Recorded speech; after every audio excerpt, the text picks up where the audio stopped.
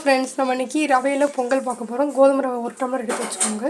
இப்போ குக்கரில் கொஞ்சம் எண்ணெய் ஊற்றிக்கோங்க. எண்ணெய் காஞ்சனையும் கடுகு போட்டு, இப்போ கொஞ்சம் சீரகம் நல்லா பொரிக்கட்டும். நம்ம இது கூடயே ஒரு இஞ்சி, ஒரு பச்சை மிளகாய் போட்டுக்கோங்க. இப்போ நம்ம அதுக்கு தண்ணி ஊற்றிக்கலாம். இந்த 1 டம்ளர் அளவுக்கு நான் ரவை எடுத்துருந்தேன். 1 டம்ளர் ரவை, அதுக்கப்புறம் 1/2 டம்ளர் பாசிப்பருப்பு. அதுக்கு வந்து நம்ம அந்த டம்ளருக்கு ஒரு 3 கிளாஸ் அளவுக்கு தண்ணி ஊற்றிக்கலாம். நம்ம தண்ணி ஊற்றியாச்சு. தேவையான உப்பு போட்டுக்கோங்க. இப்போ பாருங்கள், தண்ணி நல்லா கொதிக்குது. இப்போ நம்ம இது கூடயே மிளகு பொடி போட்டுக்கோங்க.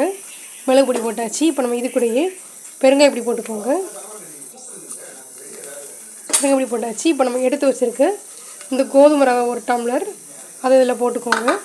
போட்டாச்சு. இப்போ நம்ம இது கூடயே எடுத்து வச்சுருக்க 1/2 டம்ளர் பாசிப்பருப்பு இதை நம்ம இதில் போட்டுக்கலாம்.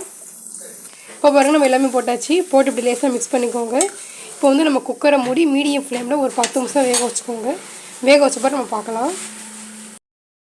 இப்போ பாருங்கள், நம்ம ரவை பொங்கல் எப்படி வெந்திருக்குன்னு பார்க்கலாம். நல்லா வெந்திருக்கு. இப்போ நம்ம இது கூடயே கொஞ்சம் தேவையான அளவு கொஞ்சம் நெய் ஊற்றிக்கோங்க.